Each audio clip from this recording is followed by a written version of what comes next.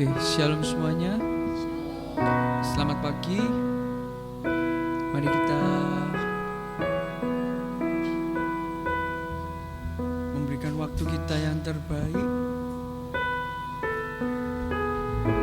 Kita tenangkan hati dulu terlebih dahulu, kita siapkan hati. Mungkin apapun yang mengganggu, segala pikiran, segala beban, kita mau tanggalkan terlebih dahulu karena kita mau fokus untuk Tuhan. Urusan apapun mungkin itu Tuhan, kami mau menanggalkan terlebih dahulu Bapa Tuhan. Karena kami mau Tuhan Kau berbicara kepada kami Bapa. Apapun Tuhan yang menjadi isi hati Engkau Tuhan, Engkau yang berbicara Tuhan melalui Roh Kudus-Mu Bapa. Kami mau fokus Tuhan untuk Engkau. Segala puji Tuhan.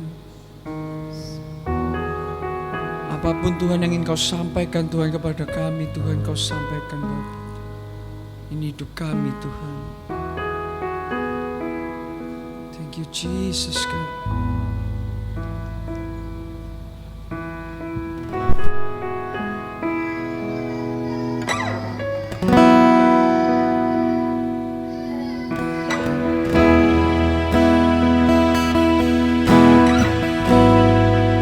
Hanya bersama-Mu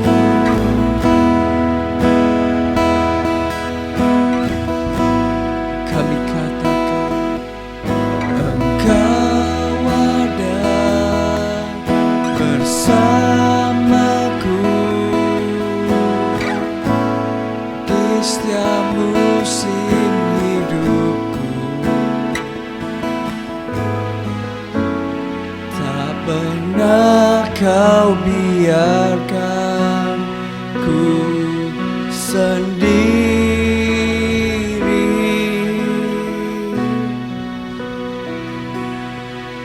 Kekuatan di jiwaku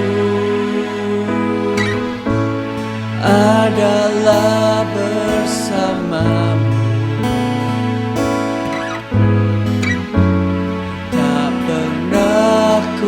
Ragukan kasih-Mu, oh, bersama-Mu Bapa,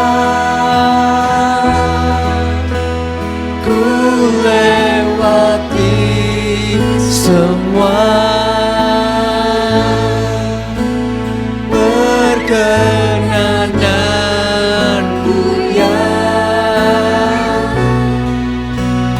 Teguhkan hatiku, Engkau yang bertindak, memberi pertolongan, anugerah-Mu besar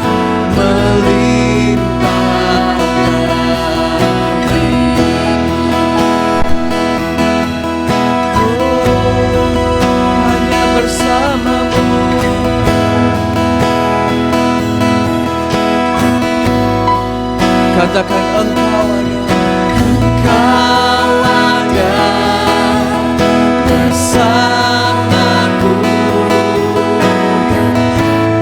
di setiap musim hidupku. Tak pernah Kau biarkan ku sendiri.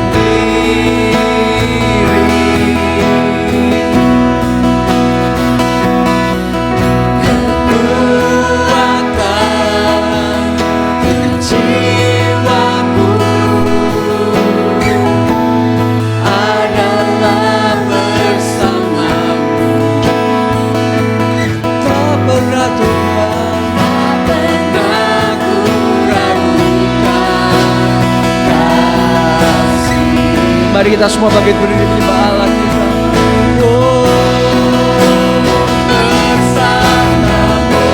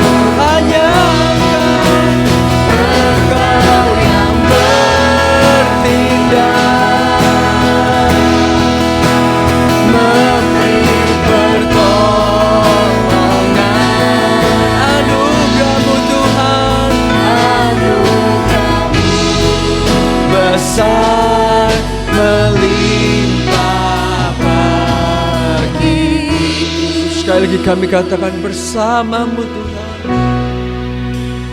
Bersamamu ini hati kami.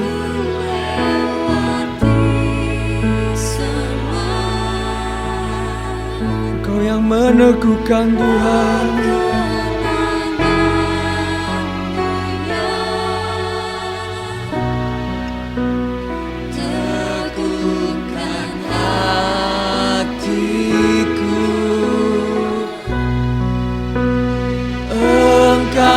Yang bertindak memberi pertolongan,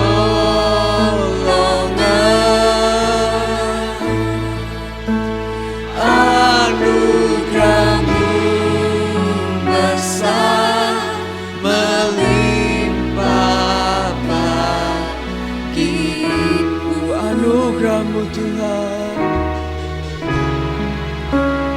anugerah-Mu besar melimpah bagiku. Hanya anugerah-Mu Tuhan, anugerah-Mu besar melimpah bagiku.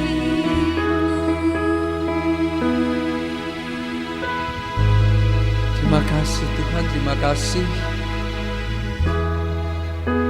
Kau selalu ada Tuhan di dalam setiap musim hidup kami Bapa. Tapi terkadang Tuhan kami benar-benar Tuhan menjadi orang yang egois Tuhan. Kami selalu mencari Engkau hanya pada saat kami mengalami kesulitan Bapa. Ampuni kami Tuhan. Kami tahu Tuhan Kau rindu Tuhan. Kau rindu Tuhan, kami ada Tuhan bersamamu Tuhan dalam setiap musim hidup kami Tuhan. Ketika kami Tuhan dalam setiap pergumulan, ketika kami Tuhan bahkan tidak ada pergumulan sekalipun Tuhan, ajarkan kami Tuhan untuk selalu Tuhan berada di dalam setiap hidup kami Tuhan, menaruh Engkau Tuhan dalam setiap hidup kami Bapa. Hanya bersamamu Tuhan hidup kami Tuhan tenang Tuhan. Kami serahkan Tuhan hidup ini Tuhan, dalam setiap proses hidup kami ini Bapa, Kau yang bekerja Tuhan. Thank you Jesus, terima kasih Tuhan. Ini hidup kami Tuhan, hanya di dalam nama Tuhan Yesus kami ucap syukur dan doa Tuhan. Haleluya, amin. Oke, yuk beri kemuliaan bagi Allah kita yuk. Yuk kita coba keluar dari bangku, kita tos. Mari kita lebih semangat lagi buat Tuhan kita.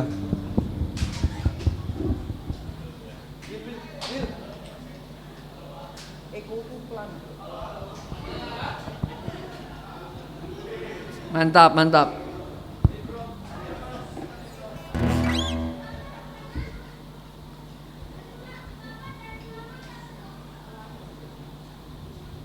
Oke. Mari kita semangat buat Tuhan kita, amin. Amin. Let's go. Mari kita berutang tangan di atas kepala kita, yuk. Sekali lagi lebih dahsyat lagi. Here we go, come on. Terima kasih Tuhan.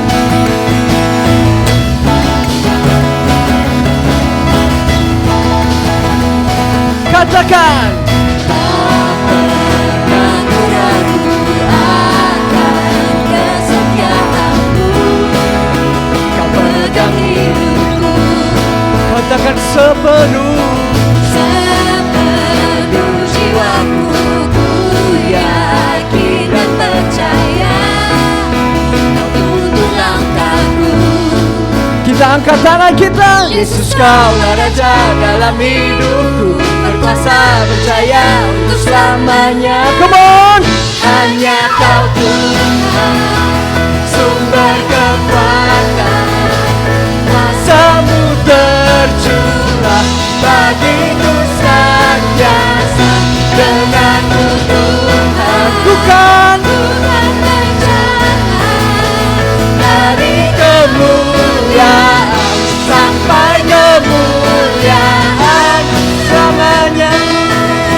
dahsyat lagi buat Tuhan kita, come on.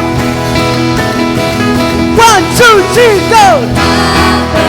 Ragu-ragu akan kesetiaanmu, kau pegang hidupku Sepenuh jiwaku, ku yakin dan percaya.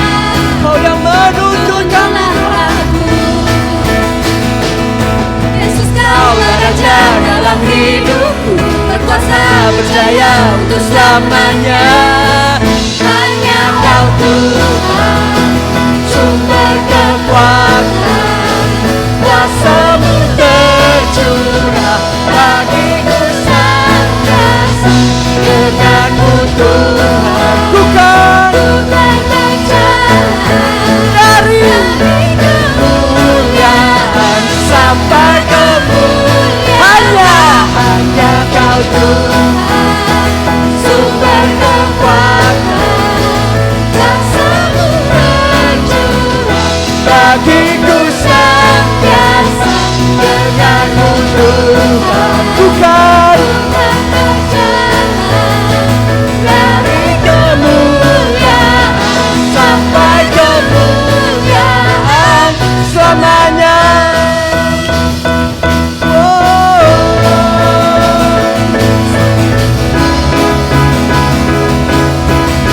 Mari kita angkat tangan, kita katakan, Yesus Kaulah Raja dalam hidupku, berkuasa berjaya untuk selamanya. Yesus Kaulah Raja dalam hidupku, berkuasa berjaya untuk selamanya. Komodesa, hanya Kau Tuhan,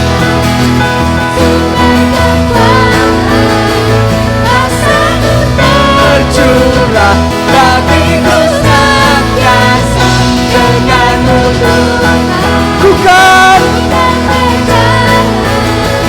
dari kemuliaan sampai kemuliaan selamanya.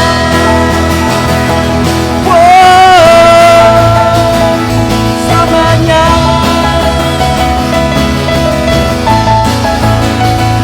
Selamanya.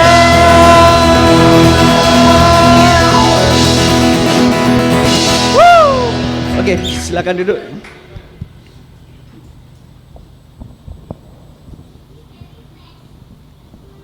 Oke, mari kita sebelum mendengarkan firman Tuhan kita siapkan hati.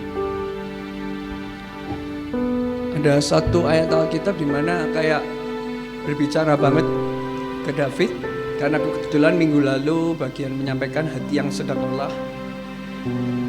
Dan hari ini ketika berbicara tentang menyerahkan hidup, meminta Roh Kudus untuk menyerahkan hidup kita sepenuhnya kepada Tuhan. Satu ayat ini berbicara yaitu di Roma 12 ayat 1, di mana ayatnya berbunyi seperti yang ada di depan. Karena itu saudara-saudara, demi kemurahan Allah aku menasihatkan kamu supaya kamu mempersembahkan tubuhmu sebagai persembahan yang hidup, yang kudus, dan yang berkenan kepada Allah. Itu adalah ibadahmu yang sejati. Seringkali kita merasa bahwa ibadah it's just a regular Sunday atau mungkin hanya hari Minggu. Tapi melalui ayat ini dan juga pembelajaran yang sudah kita pelajari juga tentunya, bahwa ibadah itu bukan hanya hari Minggu. Kita memberikan sepenuhnya hidup kita mau memberikan apa yang kita punya. Seperti Paulus bilang, ibadah sejati adalah saat kita mempersembahkan hidup kita sepenuhnya. Dan itulah yang dimana kita memerlukan kerendahan hati dalam setiap apapun yang mungkin sedang kita kerjakan sekarang. Mungkin dalam setiap pekerjaan kita, dalam setiap rumah tangga kita, itu juga dapat menjadi ibadah. Jadi David encourage buat kita semua bukan hanya menjadi rutinitas Sunday, tapi dalam setiap hidup kita, dalam setiap hari, apapun yang kita lakukan, mari kita memberikan ibadah kita yang sejati. Oke, mari kita siapkan hati. Terima kasih Tuhan. kami katakan, bila hati terasa berat, seorang pun mengerti bebanku. Ku tanya Yesus, apa yang harus ku buat?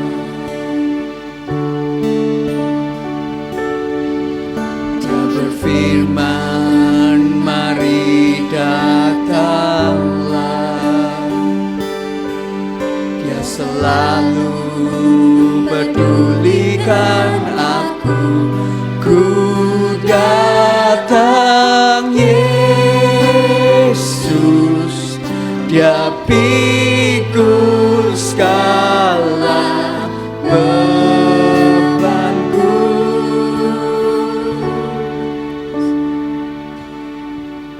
Bila hati terasa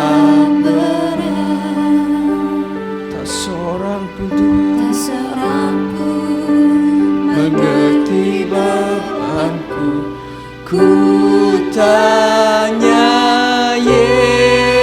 Yesus, apa yang harus ku buat?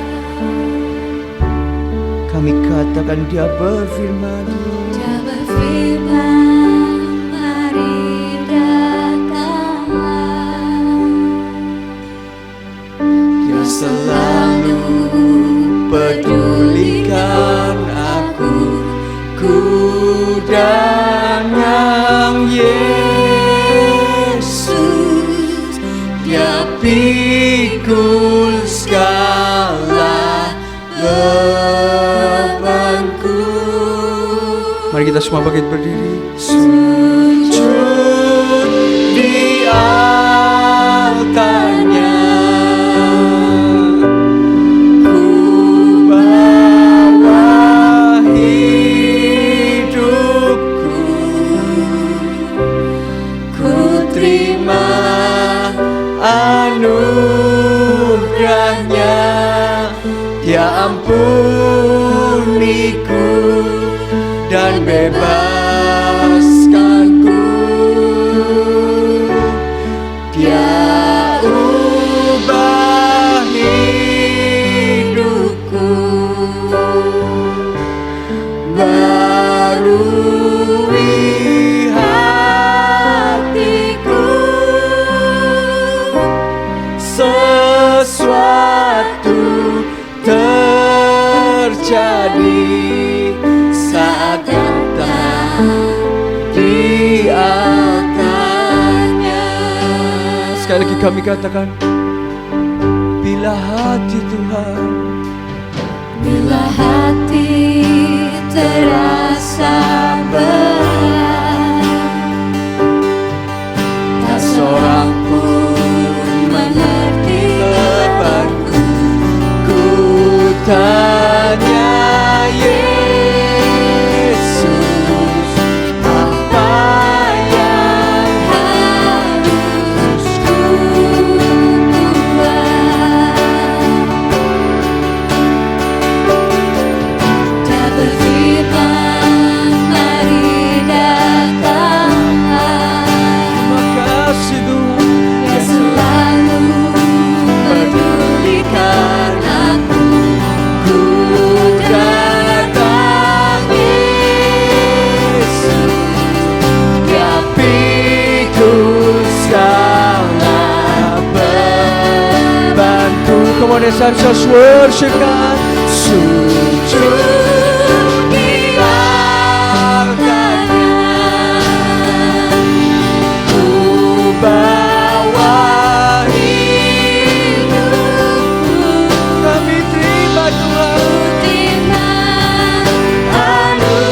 anugerahnya, Dia ampuniku dan bebaskanku. Ya ubah Tuhan. Dia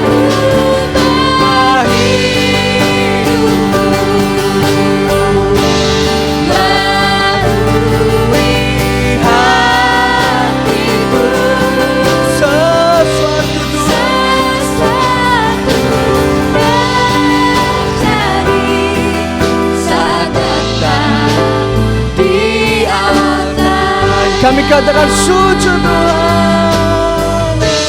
Sujud di altarnya. Ini hidup kami Tuhan.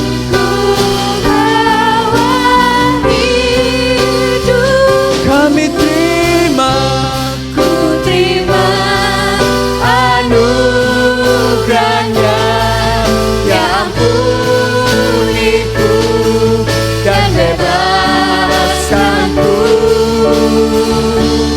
Ya ubah hidupku. Kau yang barui kami, barui hatiku.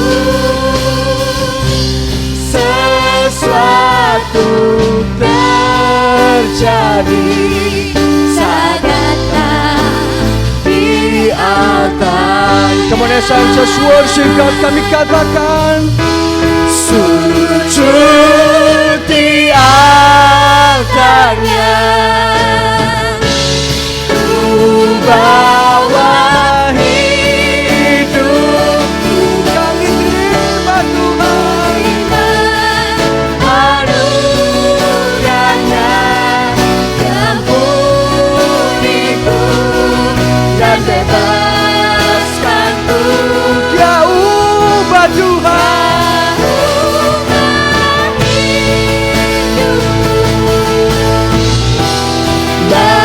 Barui hatiku. Sesuatu terjadi Saat datang di altarnya. sesuatu terjadi Tuhan.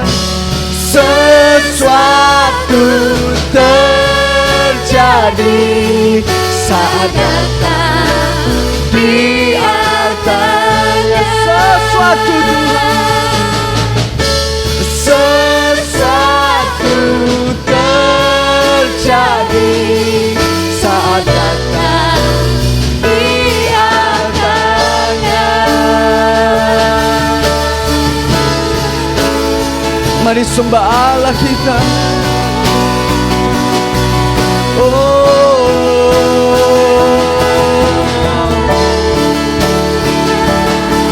Terima kasih Tuhan. Hanya Engkau, Yesus.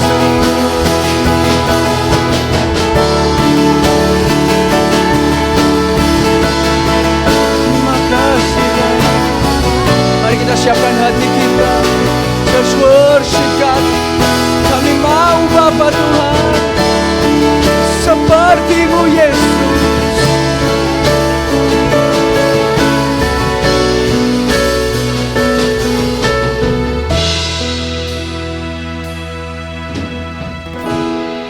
Sekali lagi kami katakan, ku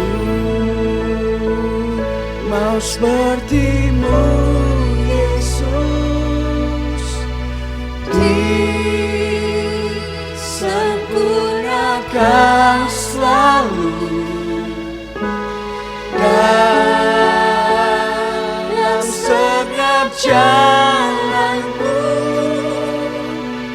memuliakan nama-Mu. Ku mau seperti-Mu Yesus.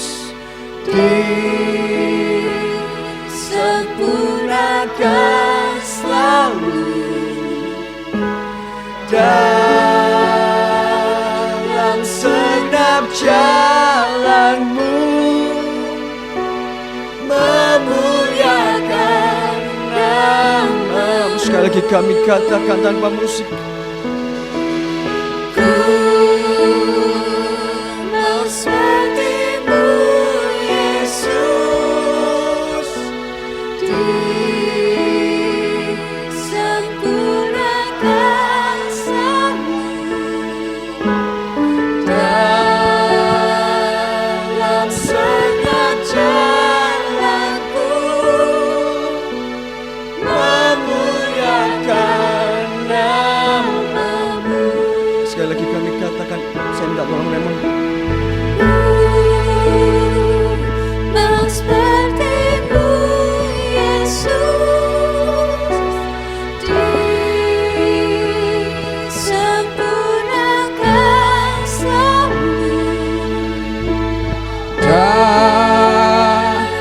dalam segenap jalanku, memuliakan. Katakan, aku mau seperti-Mu Tuhan. Ku mau seperti-Mu Yesus, disempurnakan selalu dalam segenap jalanku, memuliakan nama-Mu dalam segenap jalanku, dalam segenap jalanku,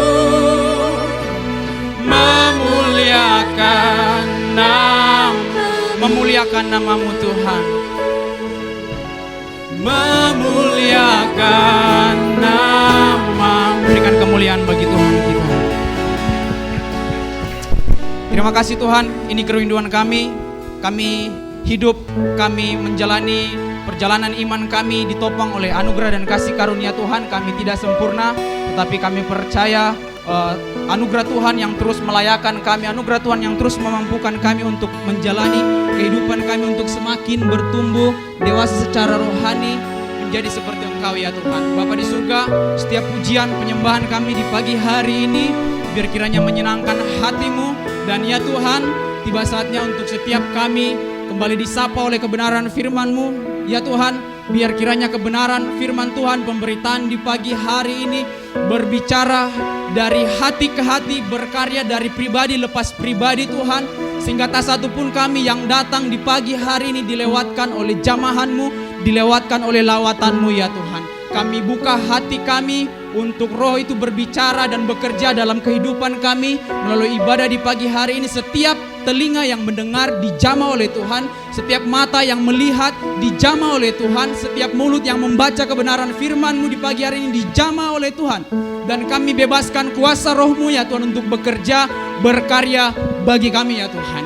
Berikan kami hati yang taat, sehingga kebenaran firman Tuhan ini tidak menjadi sia-sia, tetapi tertanam, berakar, bertumbuh dan berbuah lebat untuk hormat kemuliaan bagi nama-Mu ya Tuhan.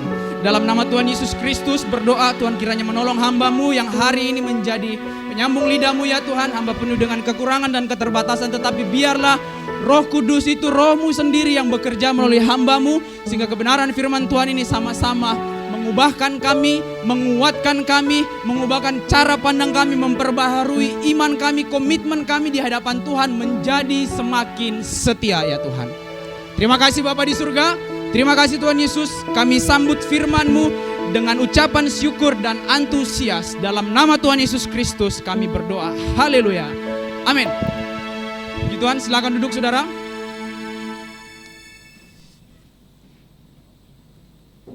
Terima kasih pertama-tama untuk Tuhan Yesus Kristus yang menolong kita semua. Kita nyaris tiba di pertengahan tahun ini. Rasanya baru kemarin saya malam perpisahan tahun baru, bakar-bakar daging babi di teras rumah. Sekarang kita sudah masuk pertengahan tahun. Semua anugerah Tuhan saudara, amin. Nah, kedua, terima kasih untuk semua pelayan tim worship yang pagi hari ini sudah membawa kita membangun suasana sehingga kita bisa menikmati hadirat Tuhan dengan luar biasa. Dan izinkan saya untuk membagikan satu kebenaran firman Tuhan di pagi hari ini yang sebenarnya sudah sering kali kita dengar tetapi sering kali kita lupakan.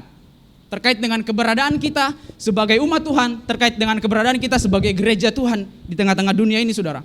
Puji Tuhan. Saya jemput kita semua bangkit berdiri.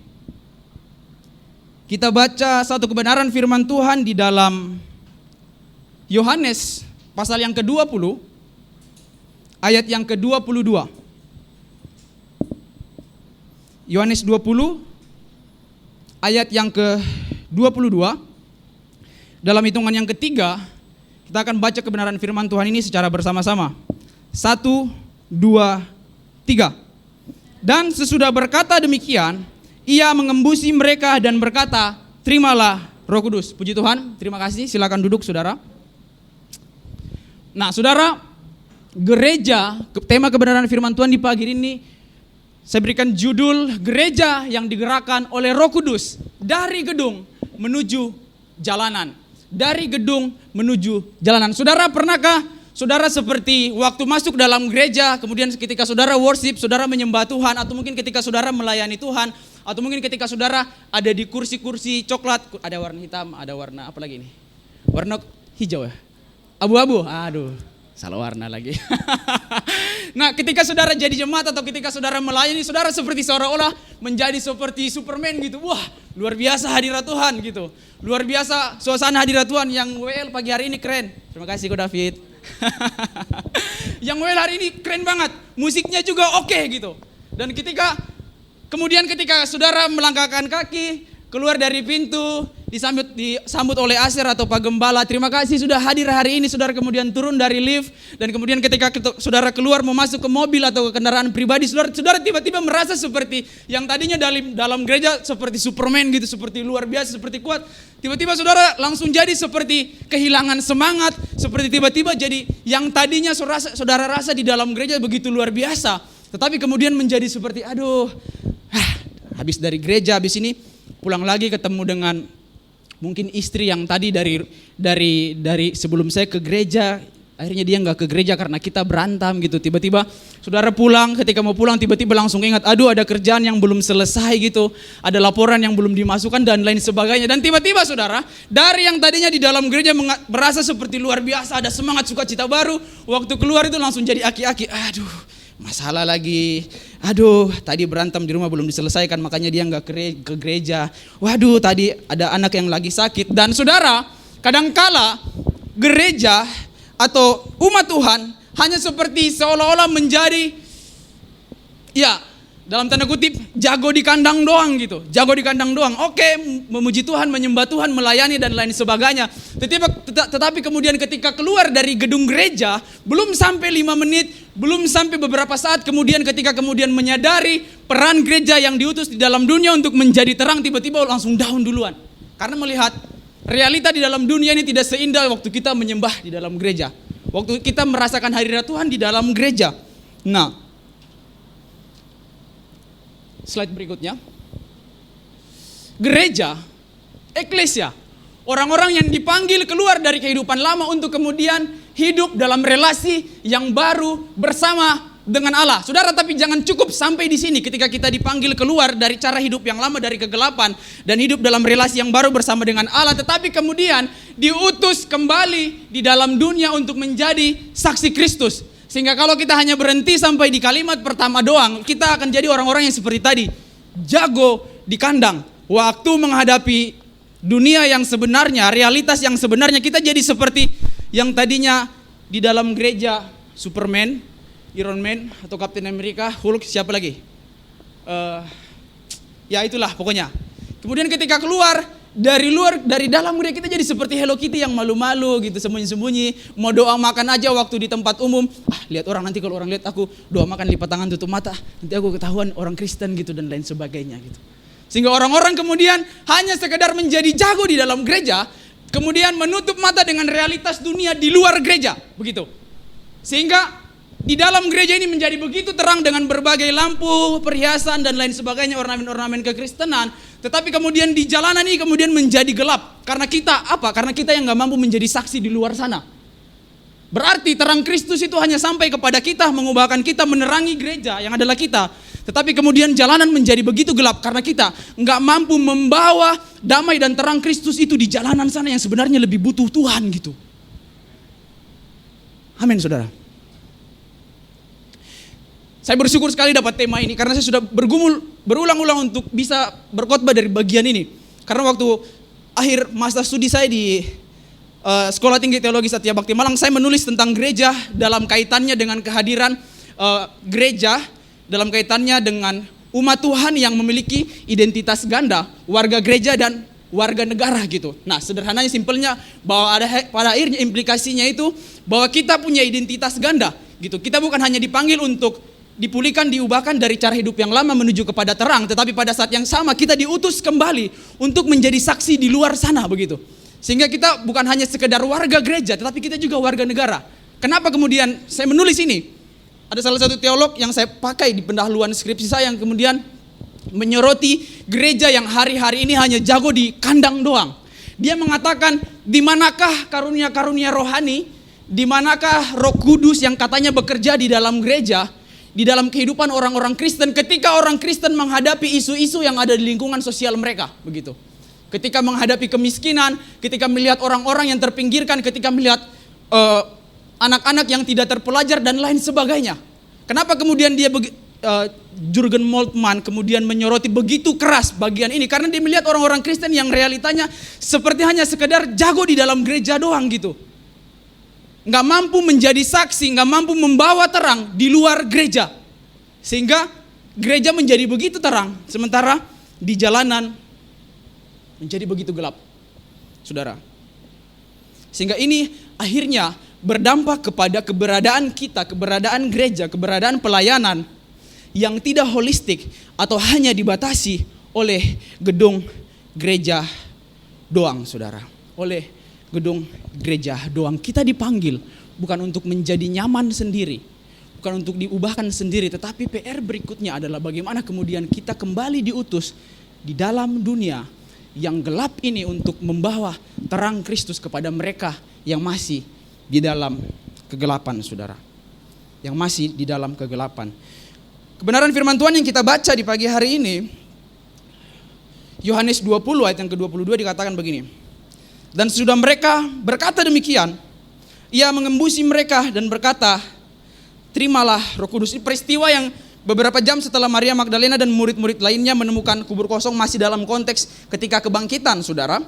Dan seperti yang saudara perhatikan, kalau saudara perhatikan minggu lalu ini bagaimana kemudian di pasal-pasal menjelang akhir dari pasal Yohanes ini menunjukkan bagaimana kondisi murid-murid yang waktu itu sedang dalam kondisi ketakutan dan kehilangan pengharapan karena orang yang selama ini mereka jagokan itu udah mati gitu, meskipun pada akhirnya dia bangkit, tapi dalam proses ketika sebelum Yesus menampakkan diri kepada mereka, mereka mengunci diri dalam ruangan. Kalau saya pakai istilah saya sendiri, tiba-tiba murid-murid ini jadi introvert semua, saudara, karena ketakutan, mengunci diri dalam ruangan. Wow, jagoan udah nggak ada nih, habis kita gitu. Tiba-tiba murid-murid ini udah jadi introvert semua. Nah, dan kemudian di dalam ketakutan mereka, dalam keputusasaan mereka, saudara bayangkan, dalam ketakutan dan keputusasaan tiba-tiba kalau saudara baca ayat sebelumnya, ayat 21, ini tiba-tiba Yesus ngomong begini. Damai sejahtera bagi kamu, sama seperti Bapa mengutus aku, demikian juga sekarang aku mengutus kamu. Nah, saudara, dalam ketakutan, dalam keputusasaan, kehilangan jagoan yang tadinya mereka anggap, ya ini bisa jadi, ya kita jadi apalah, ngikut-ngikut aja biar Tuhan Yesus yang pasang dada di depan. Tapi dalam kondisi seperti ini, saudara, mereka tiba-tiba kemudian mendapat mandat. Saudara bayangkan, orang yang udah capek dikasih tambah lagi kerjaan, bukannya istirahat dan lain sebagainya. Orang udah ketakutan, orang yang tiba-tiba udah jadi introvert semua dikasih lagi tambah kerjaan. Nah, sehingga kemudian di ayat 22, dan sesudah berkata demikian, ia mengembusi mereka dan berkata, terimalah Roh Kudus. Kemunculan dan kehadiran Yesus ini seperti memberikan harapan baru bagi para murid dan meneguhkan fakta bahwa kematian tidak dapat menghentikan karya Tuhan di tengah-tengah dunia ini, saudara. Inilah yang kemudian kita percaya dan yang akan menjadi pertanyaan yang akan mengantar kita kepada perenungan kebenaran firman Tuhan di pagi hari ini. Bagaimana sebenarnya gereja yang digerakkan oleh Roh Kudus? Bagaimana gereja yang sebenarnya digerakkan oleh Roh Kudus? Saya akan baca sekali lagi Yohanes 20 ayat 21, bilang kayak gini. Maka kata Yesus sekali lagi, damai sejahtera bagi kamu, sama seperti Bapa mengutus aku, demikian juga sekarang aku mengutus kamu. Dalam ketakutan, dalam keputusasaan, mereka mendapat damai. Salah satu kata kunci yang cukup sering diulang di dalam Nats ini ayat 19 sampai ayat 23 adalah damai sejahtera. Di ayat 19 ada kata damai sejahtera di sana. Di ayat 21 ada kata damai sejahtera di sana, saudara. Kemudian memberikan pemahaman kepada kita kalau kita baca dan renungkan dengan baik bahwa di dalam ketakutan, di dalam keterbatasan, di dalam keputusasaan mereka, Yesus hadir dan memberikan ketenangan bagi mereka supaya kemudian mereka siap dan mampu untuk menjalankan mandat dari Kristus, saudara. menunjukkan mandat dari Kristus. Bagaimana kemudian Roh Kudus itu, bahwa Kristus yang mereka terima dan mereka temui dalam pertemuan di teks ini kemudian harus menjadi penghiburan dan sumber damai sejahtera bagi mereka, saudara. Bagaimana Kristus dan Roh Kudus itu sendiri harus menjadi sumber dan penghiburan bagi mereka sebelum mereka diutus keluar, saudara. Dalam konteks menjadi misi atau duta kerajaan Allah, saudara. Bagaimana gereja yang digerakkan oleh Roh Kudus? Yang pertama, slide berikutnya. Gereja yang menyadari dan menghidupi perannya. Gereja yang menyadari dan menghidupi perannya. Ini menjadi awal di mana kemudian murid-murid ini diutus untuk menjadi saksi sampai ke ujung bumi, yang kemudian akan saudara lihat dengan jelas di Kisah Para Rasul. Di sana dengan jelas bagaimana murid-murid ini menjadi saksi bagi mereka, saudara. Sebelum mereka keluar, sebelum mereka pergi, Tuhan memberikan mereka damai sejahtera, ketenangan, sehingga kemudian mereka dapat dimampukan untuk melanjutkan misi Allah. Di ayat 21 Yesus berkata, seperti Bapa mengutus aku, demikian juga sekarang aku mengutus kamu. Dalam konteks menjadi duta atau utusan kerajaan Allah, mengalami damai dan pengharapan yang diberikan melalui karya salib Yesus seperti murid-murid ini akan mendorong gereja untuk percaya diri dan berani melanjutkan misi Kristus di bumi ini. Sehingga ayat 21 mengatakan bahwa seperti Bapa utus aku di dalam dunia, demikian juga aku pada akhirnya mengutus kalian. Dengan kata lain, setiap orang percaya, setiap gereja Tuhan, setiap kita adalah utusan Kristus yang diutus. Bukan hanya sekedar dan berhenti sampai di dalam gereja doang, tetapi di luar gereja, saudara. Di luar gereja. Saya tidak menyalahkan banyak gereja yang mengadakan kegiatan atau event-event antara minggu di luar hari Minggu, saudara. Tetapi kadangkala dengan banyaknya kegiatan di antara minggu ini kemudian saya perhatikan seperti kurang memberikan kesempatan untuk jemaat ini bisa membawa terang Tuhan itu dalam kehidupan sehari-hari, saudara. Saudara bersyukur kita enggak terlalu banyak kegiatan di antara minggu, bukan karena budaya dan pola orang Surabaya, tetapi sebenarnya saya sudah konfirmasi langsung ke Pak Gembala kita, jadi saya tidak berkata dari diri saya sendiri, supaya jemaat, supaya kita, saudara, bukan cuma saudara tetapi kita semua ini punya kesempatan untuk kemudian membawa terang Kristus itu dalam kehidupan kita sehari-hari gitu. Karena kalau hari Selasa online kan, online onsite. Kalau hari Kamis, apalagi sekarang udah ada hari Sabtu dan hari Minggu, ini kemudian enggak cukup untuk kemudian enggak bisa jadi tolak ukur bahwa kita menjadi utusan-utusan Kristus yang hidup. Karena terbatas doang, ya paling ibadah hari Minggu paling lama 2 jam atau 1 jam 30 menit, 1 jam 40 menit. Tetapi kemudian yang menjadi PR-nya, bagaimana ketika kita kemudian waktu keluar, begitu saudara. Bagaimana kemudian kita begitu keluar, menyadari peran bahwa kita ini adalah utusan atau duta Kristus begitu. Utusan atau duta-duta Kristus yang diutus bukan hanya sekedar menjadi jagoan di dalam gereja doang, tetapi kemudian jadi terang di luar gereja. Kalau kita hanya berhenti kemudian sampai kepada bagaimana kemudian Roh Kudus mengubahkan kita tanpa menyadari peran kita untuk diutus, berarti kita hanya sekedar menjadi penonton doang, saudara. Kenapa hari ini banyak jemaat yang jadi penonton doang di dalam gereja? Ya karena enggak menyadari perannya bahwa dia adalah utusan yang diutus bukan untuk jadi jagoan doang di dalam gereja, tetapi untuk membawa terang Kristus itu di dalam kehidupan sehari-hari. Siapa kita hari ini, saudara? Apakah kita hanya orang yang memenuhi tanggung jawab kita dalam beragama, dalam beribadah, yang kemudian datang ibadah, lihat orang melayani, lihat orang nyanyi, dengerin musik, dengar khotbah dan lain sebagainya, tetapi kemudian berhenti sampai di situ? Tidak, saudara. Panggilan kita tidak hanya berhenti sampai di situ. Kita bukan dipanggil untuk menjadi penonton, tetapi kita dipanggil untuk menjadi utusan atau duta-duta Kristus yang hidup. Bukan hanya sekedar di dalam gereja, tetapi di luar gereja. Enggak ada yang salah dengan kegiatan-kegiatan retreat dan lain sebagainya. Tetapi kadangkala gereja melupakan perannya, bahwa gereja harus menjadi saksi Kristus yang kemudian membawa orang-orang bisa mengenal Kristus in real life. IRL, saudara. Menjadi duta atau utusan Kristus bukan tentang bagaimana kita di dalam gereja, tetapi bagaimana kita di luar gereja, saudara.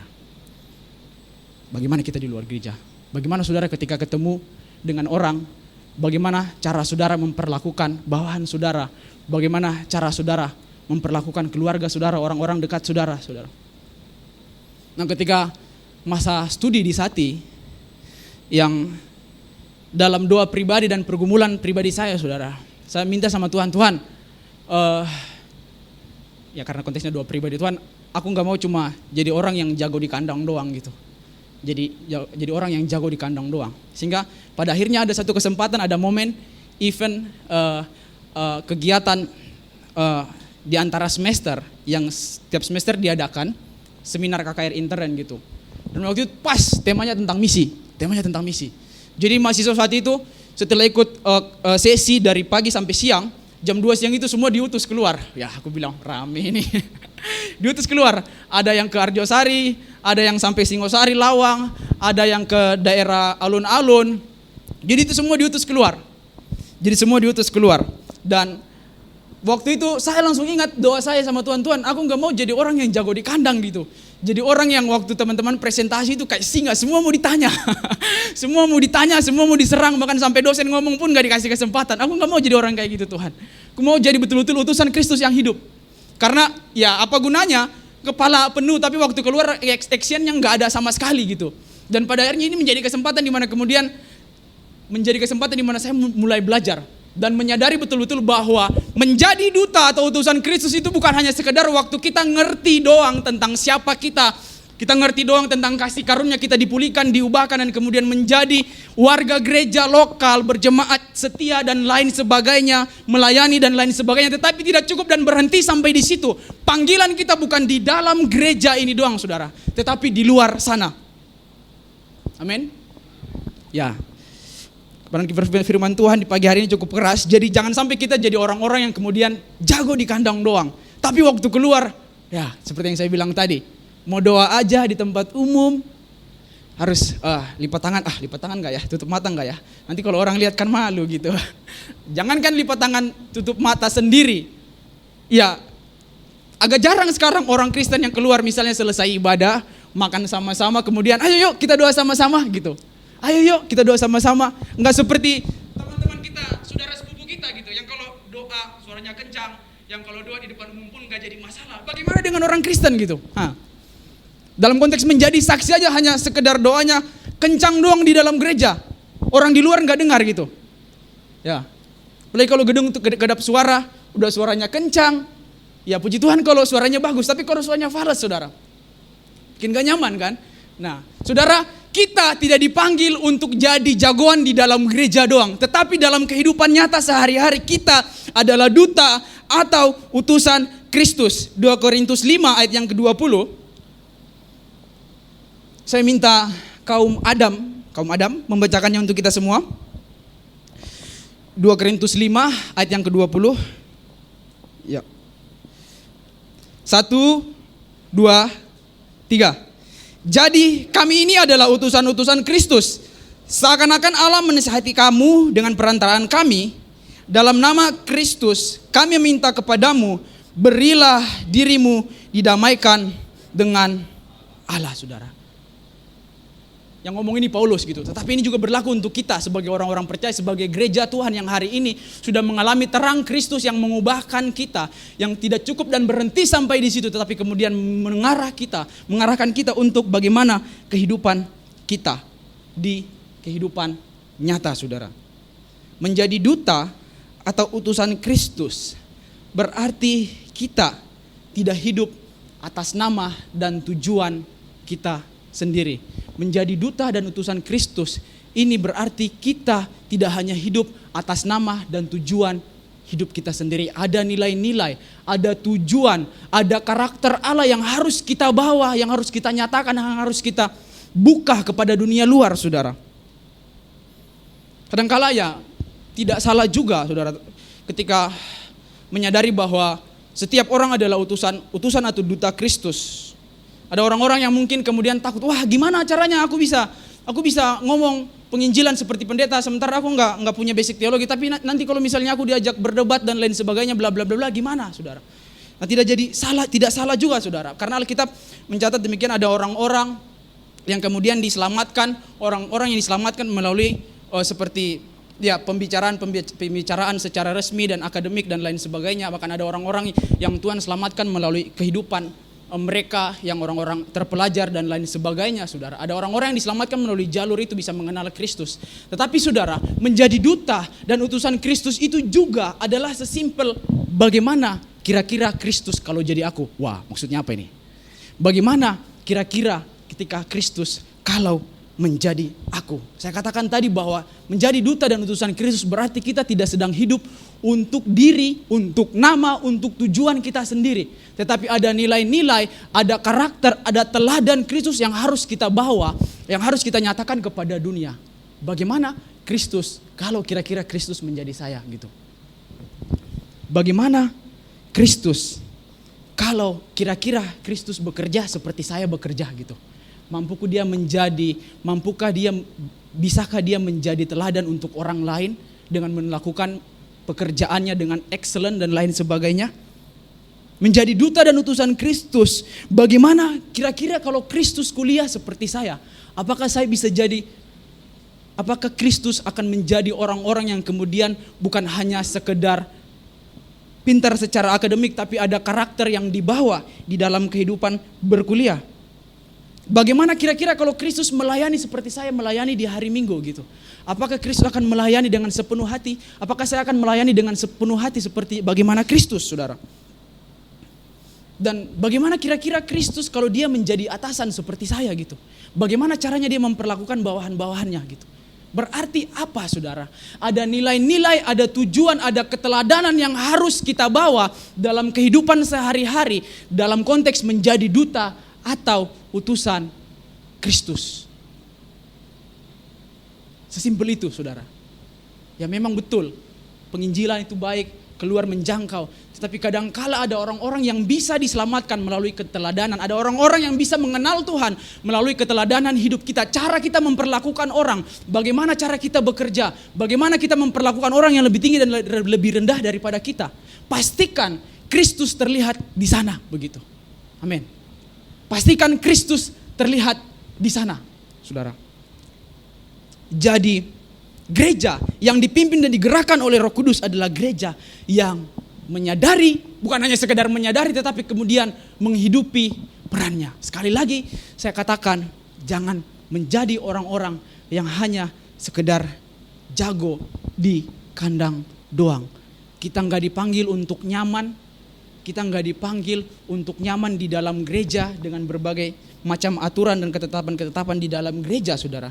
Kita dipanggil juga untuk keluar membawa terang Kristus yang ajaib itu dalam kehidupan sehari-hari. Kita adalah utusan Kristus. Kita adalah utusan Kristus. Slide berikutnya. Yang menjadi pokok perenungan kita, Yohanes 20 ayat 22. Dikatakan seperti ini.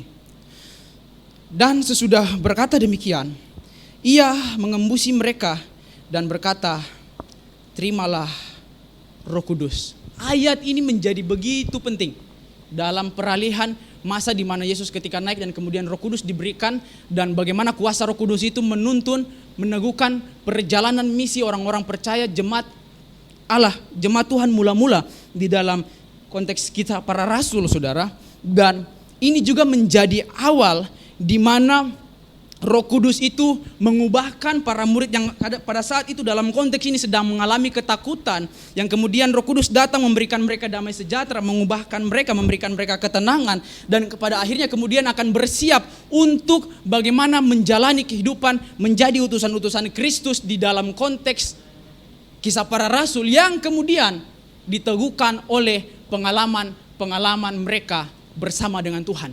Yang diteguhkan oleh pengalaman mereka bersama dengan Tuhan. Dan sesudah berkata demikian, ia mengembusi mereka dan berkata, terimalah Roh Kudus, terimalah Roh Kudus. Tindakan ini mengandung makna bagaimana ciptaan baru di dalam Kristus atau gereja itu diberikan kuasa juga untuk menjadi saksi Kristus. Jadi bukan hanya sekedar mengubahkan, bukan hanya sekedar memperbaharui. Roh Kudus bukan hanya cukup bekerja dan berhenti sampai di situ, saudara. Tetapi kita diberikan kuasa untuk menjadi saksi Kristus yang hidup, saudara. Menjadi saksi Kristus. Mengembusi, ini kata yang cukup unik. Karena dalam perjanjian baru, itu cuma satu kali ditemukan gitu. Mengembusi cuma satu kali ditemukan dalam perjanjian baru. Dan beberapa penafsir itu kemudian melihat bagaimana konteks kata-kata ini dalam perjanjian lama. Sehingga di dalam Kejadian 2 ayat yang ke-7, di sana ada peristiwa di mana Allah menciptakan manusia gitu. Dan pada waktu sudah diciptakan dari debu tanah, kemudian Allah menghembusi mereka dengan nafasnya sehingga mereka menjadi hidup.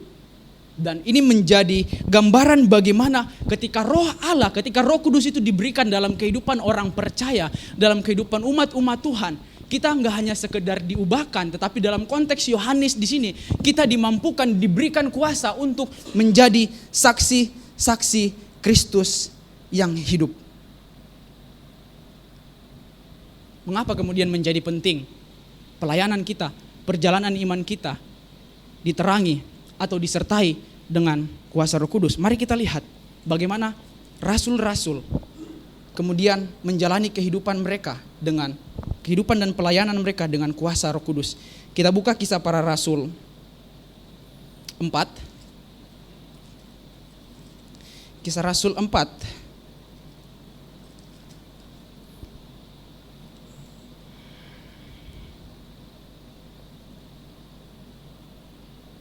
Ayat 12 hingga ayat yang ke-14, saya akan bacakan untuk kita semua dan saudara bisa memperhatikan di gadget saudara. Ini peristiwa di mana Petrus dan Yohanes diperhadapkan di depan mahkamah agama. Dan bagaimana ini kemudian meneguhkan bagaimana kehidupan orang-orang atau gereja Tuhan yang dipimpin oleh kuasa Roh Kudus itu meneguhkan pelayanan mereka sebagai orang-orang percaya. Bukan untuk menyatakan bahwa Yohanes dan murid-murid yang lain ini mereka hebat, tapi kemudian meneguhkan bagaimana kesaksian tentang Yesus itu bukan hanya sekedar teori, tetapi kuasa yang menyertai mereka, saudara. Ayat 12, dan keselamatan tidak ada di dalam siapapun juga di dalam Dia, sebab di bawah kolong langit ini tidak ada nama lain yang diberikan kepada manusia yang olehnya kita dapat diselamatkan. Ketika sidang itu melihat keberanian Petrus dan Yohanes, mengetahui bahwa keduanya orang biasa yang tidak terpelajar, heranlah mereka. Dan mereka mengenal keduanya sebagai pengikut Yesus. Sekali lagi, Yesus. Tetapi karena mereka melihat orang-orang yang disembuhkan itu berdiri di samping kedua rasul itu, mereka tidak dapat mengatakan apa-apa untuk membantahnya. Mereka tidak dapat mendapatkan sesuatu kesalahan yang ditemukan kepada mereka untuk membantah. Karena ada kuasa Roh Kudus yang menyertai pelayanan mereka, saudara. Kadang-kadang kita bingung, kadang-kadang kita bertanya-tanya bagaimana caranya mau menjadi saksi gitu ya. Memang kita nggak bisa tanpa pribadi Roh Kudus, tanpa kuasa Roh Kudus yang menyertai kita, saudara. Mungkin kita nggak bisa seperti orang-orang yang punya latar belakang pendidikan teologi, tetapi Roh Kudus diberikan kepada setiap orang percaya untuk kemudian menyertai kita dalam konteks menjadi duta atau utusan Kristus yang hidup. Melanjutkan dari cerita saya di bagian sebelumnya, saudara. Dan pada hari ketiga, saudara. Ya, hari ketiga, hari terakhir. Saya ingat persis sampai hari ini karena itu berkesan sekali buat saya. Misi dan lain sebagainya. Ya, kampus di semester 1 itu ada kelas misiologi, ada kemudian pertumbuhan gereja. Ya, suka belajar, baca ya suka baca. Nilai juga nggak jelek-jelek amat, nggak terlalu bagus-bagus amat, saudara. Tapi bisa gitu. Bisa. Nah, akhirnya pada saat yang sama, waktu itu kebetulan Tuhan berikan kesempatan untuk kemudian saya menjadi bagian dari salah satu organisasi di kampus, di mahasiswa. Dan pada akhirnya ini ada beban ini. Aduh, masa mahasiswa teladan, wajahnya mahasiswa ini nggak bisa jadi saksi gitu, jadi dengan berat hati akhirnya, harus. Nanti kalau Biasanya setelah keluar penginjilan itu, biasanya Pak Gembala kita itu maju ke depan, kasih ruang. Siapa yang mau bersaksi tentang perjalanan misi kalian hari ini? Ya. Biasanya ada dosen-dosen itu yang kayak mahasiswa-mahasiswa yang udah dekat sama dia itu pasti ditunjuk. Saya tidak harap apa-apa, tapi jaga-jaga aja, jangan saya nanti yang ditunjuk maju. Gak punya kesaksian apa-apa, yaudah. Dengan perasaan takut dan sedikit beban, karena harus jadi teladan buat orang lain, akhirnya keluar. Siang saya jalan. Dari Karanglo itu, Taman Kendedes, jalan agak naik sedikit, masuk hampir ke arah Arjosari. Jalan dari situ karena saya rasa sudah terlalu jauh, jadi saya tahan angkot biru itu. Dari bawah flyover, sampai kemudian ke arah Blimbing. Di arah Blimbing itu ada rel yang agak masuk ke dalam. Saya lihat, siapa yang saya mau injili ini? Siapa yang kemudian saya mau injili? Karena jalan 2 meter, 3 meter, lihat anak sati lewat, 1 orang. Jalan 2 meter, 3 meter, ada anak sati jalan 2 orang, 3 orang. Jadi, wah, kayaknya semua udah kena ini diinjili sama mereka. Bahkan ada satu penjual pentol di depan kampus itu yang udah hafal, kalau mahasiswa sati udah keluar rame-rame pasti mau injili gitu. Jadi dia itu udah jadi korban berkali-kali diinjili, korban dalam tanda kutip ya. Korban dalam tanda kutip, korban yang baik gitu, karena kita memperkenalkan Kristus kepada beliau. Yaudah, keluarlah saya jalan. Putar-putar jalan-jalan, saya udah jalan dari arah stasiun Blimbing itu, mau keluar belok kiri. Belok kiri saya sudah jalan tapi ragu-ragu karena saya lihat, ini jalan sepi, tambah jauh nanti saya mutarnya jauh. Kayaknya nggak ada orang juga di sana. Udah balik, karena bingung, chat teman-teman yang lain, kalian jangan kesini ya, aku punya target gitu, jangan kesini kalian. Udah, duduk, saya lihat satu penjual rujak jambu. Pas ini, sasaran empuk, datanglah. Mas, halo, kenalan, dia orang Palembang, ada fotonya, cuma saya lupa dokumentasi, saya lupa muat di sini. Orang Palembang, kenalan. Roh Kudus nggak mimpin saya, nggak tuntun saya untuk mengatakan bagaimana yang saya terima di dalam kelas waktu itu, saudara. Yang saya terima di dalam kelas itu A, B, C, D, sampai Z dan lain sebagainya, yang saya terima sebagaimana yang diajarkan dalam kelas-kelas seminar selama 2 hari sesi. Tapi waktu itu Roh Kudus pimpin saya, tuntun saya hanya sekedar mengalir saja ikut pembicaraan. Tanya-tanya tentang kehidupan, tanya-tanya tentang, dia datang di Malang itu merantau, tinggalan anak istri, dan dia ngekos, jual jambu, rujak jambu kristal. Yaudah, akhirnya ngobrol, akhirnya tanya, mau nggak ku cerita tentang bagaimana Tuhan saya tolong saya survive di masa COVID tahun 2020. Yaudah, oh iya boleh mas, nggak apa-apa, doakan, cerita. Nah ini nggak langsung ngomong frontal dan spontan tentang Yesus, siapa pribadi Yesus, bagaimana kejatuhan manusia, doktrin dosa, doktrin keselamatan dan lain sebagainya, doktrin gereja, tidak saudara. Tapi Roh Kudus hanya mendorong saya untuk bersaksi bagi dia, bersaksi bagi dia. Saya ceritalah bagaimana, ya saya pernah cerita di sini, bagaimana mama waktu itu Tuhan tolong selamat dari kanker 3 kali saudara. Luar biasa Tuhan, 3 kali. 2009 kanker payudara sembuh, 2020 2019 itu kanker kista ovarium juga sembuh, dan 2022 itu batu ginjal sembuh juga. Saya cerita tuh yang 2 kanker ini, saya cerita sama mama, sama beliau. Dan di akhir cerita saya tutup, Bapak tahu siapa yang tolong mama saya? Siapa? Ya Isa Al-Masih gitu. Isa Al-Masih yang tolong mama saya sembuh. Enggak ngomong tentang kalau kamu enggak ikut Yesus kamu mati dan lain sebagainya, enggak saudara. Ini cukup sampai di situ. Dan kemudian ketika bercerita tentang bagaimana Tuhan menolong saya, menolong keluarga saya tantang dia, Pak, apakah ada hal yang perlu untuk didoakan?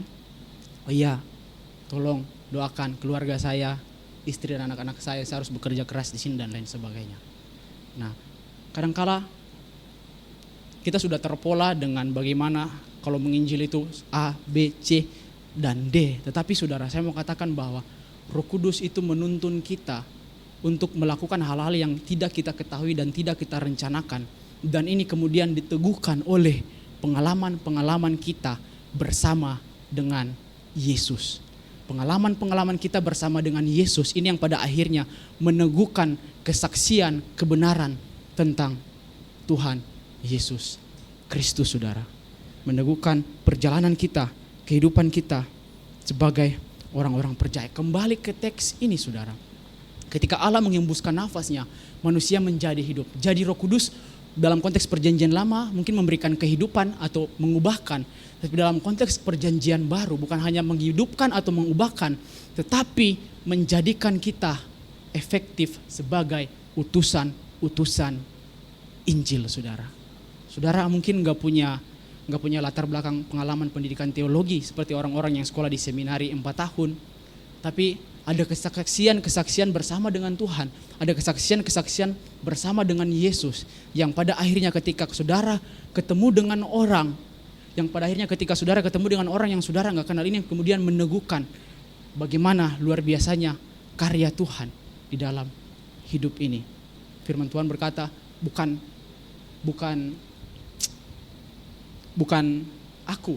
kamu yang akan berkata-kata gitu, tapi Dia yang akan berkata-kata di dalam kamu. Bagaimana Roh Kudus ini menguatkan perjalanan kehidupan kita sebagai orang-orang percaya, saudara.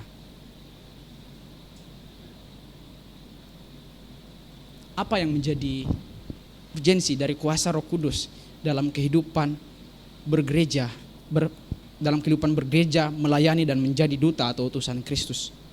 Kuasa Roh Kudus harus menjadi penggerak utama kehidupan dan pelayanan kita, saudara. Kuasa Roh Kudus harus menjadi penggerak utama kehidupan dan pelayanan kita. Tanpa kuasa Roh Kudus, gereja Tuhan ini bisa kehilangan fokus, saudara. Tanpa kuasa Roh Kudus yang membawa kita keluar meneguhkan perjalanan misi, gereja Tuhan ini bisa kehilangan fokus, saudara. Kadangkala kita sebagai gereja Tuhan, sebagai lembaga sosial, bisa dikatakan lembaga sosial, Pak. Gereja, Pak ya. Gereja bisa dikatakan lembaga sosial, ya.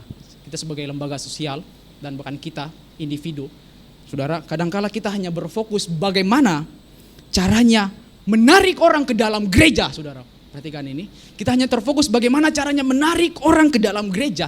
Tetapi pada saat yang sama kita tidak tahu bagaimana caranya mengutus orang yang di dalam gereja untuk keluar jadi saksi di sana. Itu, saudara. Tidak ada yang salah dengan penambahan atau pertumbuhan jumlah jemaat yang melalui orang-orang yang datang. Tetapi tanpa kuasa Roh Kudus, saudara, kita hanya terfokus kepada bagaimana pertambahan jumlah dan lain sebagainya. Tetapi bukan bagaimana caranya kita keluar untuk membawa orang-orang yang di dalam gereja ini menjadi saksi Tuhan di kehidupan luar. Atau mungkin kita hanya sibuk memikirkan, mempersiapkan bagaimana kehidupan setelah kematian. Saya ulangi, kita kadangkala tanpa kuasa Roh Kudus kita akan menjadi orang-orang yang hanya sibuk bagaimana memikirkan dan mempersiapkan kehidupan setelah kematian.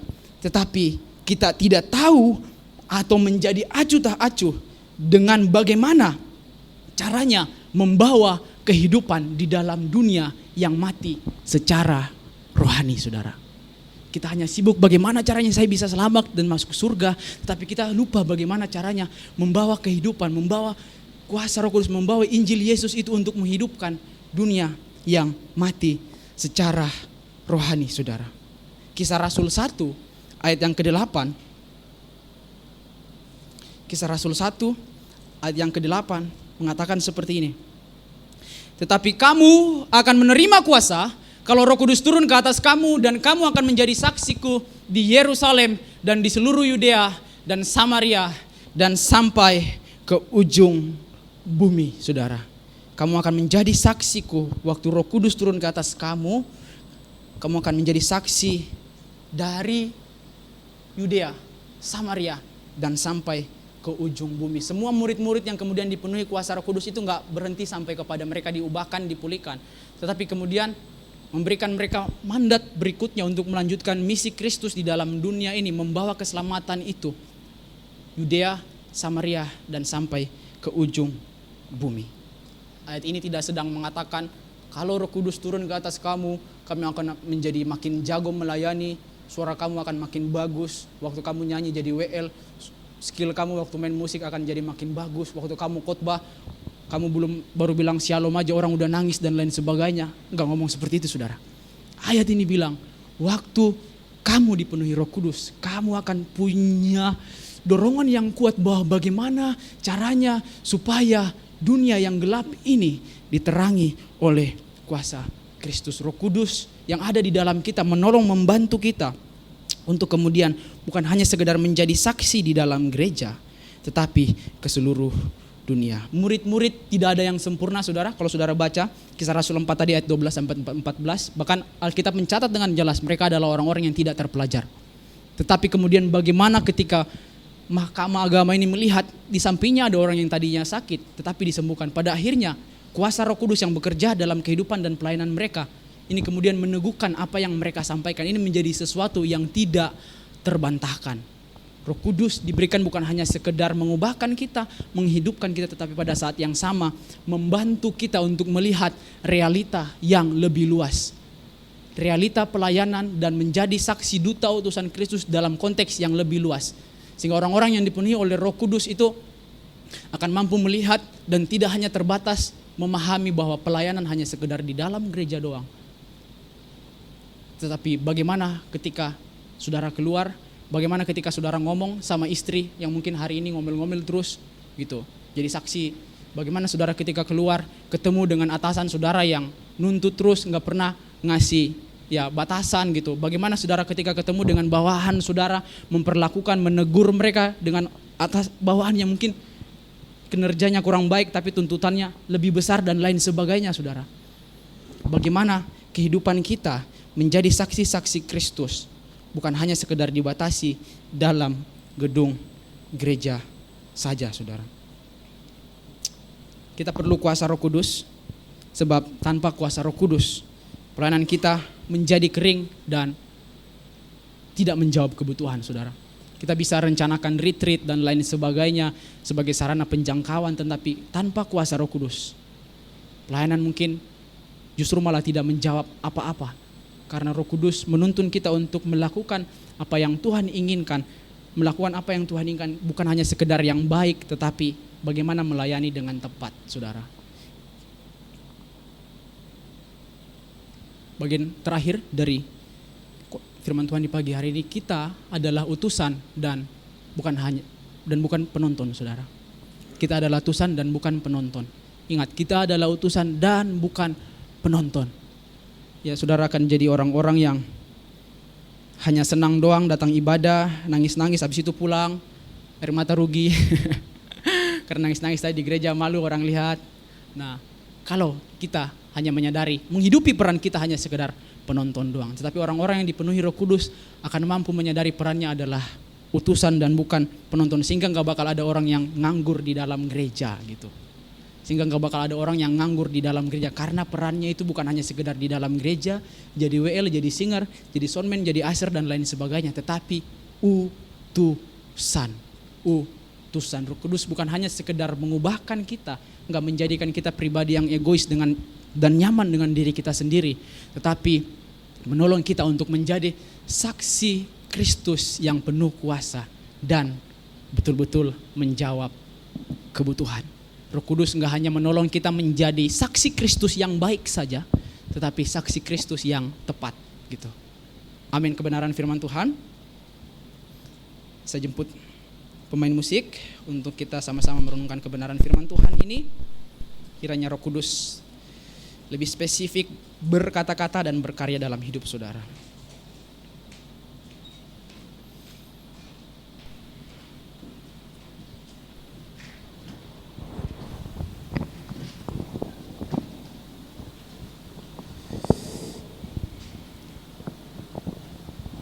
Rohmu yang hidup penuhiku.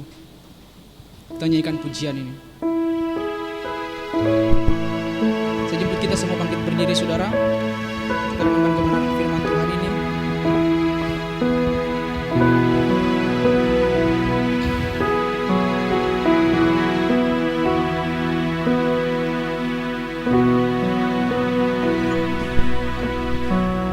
Rohmu yang hidup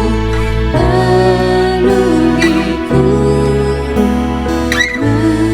mengalir dalamku.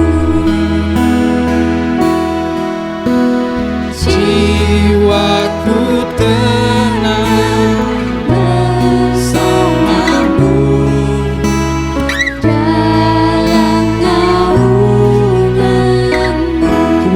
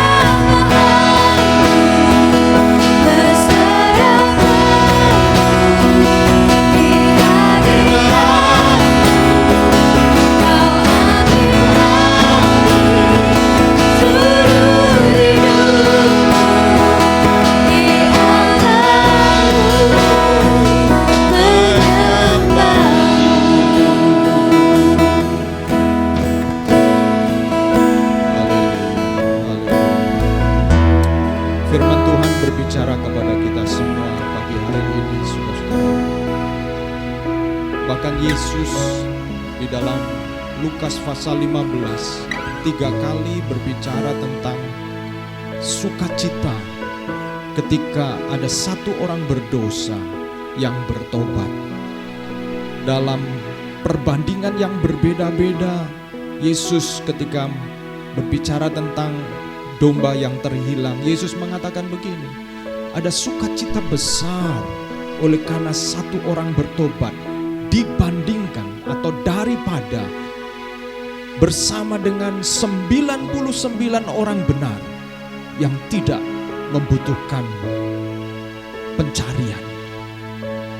Berarti saudara, kita diingatkan bahwa excitement bersama dengan orang benar itu tidak sebanding dengan satu orang berdosa yang bertobat. Bukan berarti persekutuan tidak penting. Tetapi kalau kita hanya berkumpul dengan 99 dan melupakan yang satu yang terhilang, itu bukan hati Tuhan, saudaraku. Itu bukan hati Tuhan. Itu sebabnya kadang-kadang kita kemudian bisa rasa stuck, kita mentok. Karena kita tidak sampai kepada sukacita surgawi. Sukacita yang terjadi ketika kita menjumpai mereka yang terhilang kembali kepada Tuhan. Dan saudara-saudara, mari kita mengimani firman Tuhan ini untuk setiap kita masing-masing. Dan biarlah Tuhan tolong gereja kita menjadi house of restoration, rumah pemulihan. Saudara-saudara, ketika firman Tuhan ditaburkan, ini juga berbicara kepada saya, karena saya juga sudah lama saya tidak melakukan penginjilan. Saya memang ada kesibukan yang luar biasa, tetapi saya diingatkan Tuhan. Karena satu kali di Surabaya ini saya pernah membawa seorang debt collector yang mencari atau menagih hutang di rumah kami karena pengontrak sebelumnya punya hutang, rupanya punya hutang di sana di sini, sehingga berapa kali kami didatangi oleh debt collector. Sampai satu kali ada debt collector, waktu saya tahu dia dari suku mana, saya tahu kemungkinan besar dia Kristen dan dia menceritakan kenapa dia jadi debt collector. Saya layani dia walaupun kami dipisahkan oleh terali gerbang, karena waktu itu kami tinggal di Villa Sentra Raya.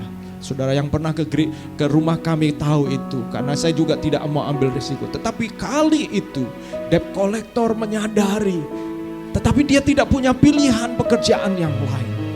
Saya juga tahu saya tidak bisa menyediakan pekerjaan untuk dia. Lalu saya berdoa bersama dengan dia. Dan luar biasa ketika kami sudah pindah ke alam hijau, ternyata gak tahu bagaimana rumah itu juga mungkin pernah dikontrak orang yang punya hutang. Dan ada 2 debt collector yang datang. Satu bukan orang ini, tapi debt collector yang kedua adalah orang yang pernah saya layani, saudara.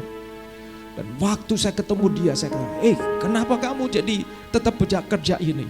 Lalu dia ceritakan, Pak Pendeta, saya tetap kerja ini tapi saya berbeda. Dia ngomong, saya membantu yang berhutang karena saya tahu jalannya. Saudara-saudara, waktu saya dengar itu ada sukacita yang luar biasa. Saya pikir kalau saya ada di Surabaya mungkin menyelamatkan satu orang ini saja. Rasanya itu, that's good enough. Saudara, mari kita perlu kuasa Roh Kudus. Kita semua perlu Roh Kudus. Sehingga saudara dan saya akan diperbarui dari sehari ke sehari. Mengerti benar menjadi seperti Kristus. Karakter yang menyala, karakter yang menjadi terang, dan pada akhirnya membawa terang itu kepada yang gelap. Mari kita datang kepada Tuhan, saudara. Bapa di dalam surga, kami mengucap syukur buat firman-Mu, Tuhan. Tuhan, gereja ada bukan untuk berkompetisi, untuk saling melihat dan bertanya siapa yang jumlahnya lebih besar. Karena kalau yang terjadi hanyalah sebenarnya memindahkan jemaat dari satu gereja ke gereja lain. Kami yakin darah-Mu bukan untuk itu Tuhan. Engkau mati bukan untuk gereja jemaat dari satu gereja ke gereja lain yang kelihatannya jumlah besar. Tetapi sesungguhnya itu adalah jemaat yang sebenarnya sedang mungkin mencari sesuatu Tuhan.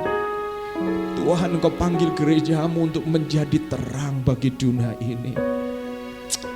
Untuk menjadi garam bagi dunia ini. Tetapi seringkali kami powerless Tuhan. Kami tidak punya kuasa, kami tidak berdaya. Sementara setiap hari kami sering melihat di dalam berita-berita betapa rusaknya dunia ini. Kadang-kadang kami bahkan hati kami mungkin seperti murid-murid yang kami kemudian masuk ke rumah dan tutup kunci. Dan kami hanya bersekutu di antara murid-murid, tetapi kami seperti tidak berdaya. Padahal kalau Roh Kudus turun ke atas kami, maka kami akan diberi kuasa untuk menjadi saksi. Kami mau berdoa Tuhan, biarlah gereja-Mu ini menjadi seperti gereja idaman dari Yesus yang telah berkorban Tuhan. Gereja yang Tuhan bangkitkan untuk menjadi terang. Gereja yang sibuk memperlengkapi diri untuk menjadi saksi. Dan gereja yang berkuasa oleh karena Roh Kudus. Engkau mengurapi pillars, Engkau mengurapi KTB leaders, Engkau mengurapi setiap jemaat-Mu, mengurapi hamba-Mu, mengurapi staf, mengurapi para SAF kru ya Tuhan. Sehingga kami mengerti isi hati-Mu Tuhan, buat jiwa-jiwa yang terhilang. Terima kasih Tuhan, ampuni kami Tuhan, kami mau maju lebih lagi di dalam Engkau. Di dalam nama Yesus Kristus, kami bersyukur dan Engkau sudah memakai hamba-Mu untuk menyatakan isi hati-Mu. Engkau pakai hamba-Mu sesuai dengan rancangan-Mu. Haleluya. Amin. Amin. Puji Tuhan, silakan duduk kembali saudara-saudaraku. Saya persilakan Stefan untuk menyampaikan pengumuman. Oke, shalom teman-teman semuanya. Ya, puji Tuhan, semuanya diberkati dengan firman yang dibawakan oleh Evangelist Raymond hari ini ya teman-teman. Ya, semoga kita nggak hanya sekedar bergereja aja teman-teman. Hubungan kita nggak hanya sekedar dengan Tuhan saja, tapi kita bisa menjadi duta seperti yang kata-kata Pak Raymond tadi bawakan ke kita semua ya teman-teman. Semoga kita ini bisa semakin menyelamatkan jiwa-jiwa teman-teman. Karena di luar sana kalau seperti pengalaman Stefan pribadi ya, Stefan sering ketemu banyak orang. Ketemu klien-klien, ketemu customer, ketemu yang ada di bawahnya Stefan nih, yang mana mereka semua majority adalah bukan Kristen, ya. Nah, sempat dulu itu Stefan pernah ketemu satu orang. Nah, orang ini juga sering punya masalah ya di dalam kehidupannya dan sering curhat-curhat lah ceritanya. Nah, di sana Stefan kayak sadar, apa memang ini jalan yang Tuhan berikan ya, untuk Stefan bisa ketemu sama orang ini. Nah, di akhir cerita memang orang ini tetap sesuai dengan agamanya ya, jadi nggak sampai ikut Kristen. Cuman Stefan merasa ketika Stefan bisa menolong atau membantu memberikan solusi atau memberikan seperti arahan-arahan ke orang ini ya, itu rasa bahagia dan rasa senang itu bisa membantu orang itu kayak enak gitu, lega gitu, seperti itu. Nah, jadi mungkin kita nggak tahu ya, kita setiap hari ini ketemu sama orang-orang bermacam-macam.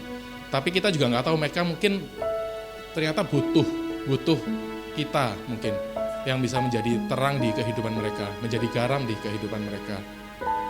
Nah, mari teman-teman kita semakin lagi dekat dengan Tuhan dan kita juga semakin melihat sekitar kita bahwa di lingkungan sekitar kita itu mungkin butuh kita juga, seperti itu. Oke, sebelum kita memberikan persembahan, kita juga mau berdoa ya teman-teman untuk persembahan. Oke, mari kita berdoa. Tuhan, untuk firman yang kami dengarkan hari ini, Kau berkati untuk evangelis Raymond, dan Kau berkati juga untuk para jemaat yang hadir hari ini. Kau berkati juga untuk gembala kami, Pak Agus dan Bu Lili.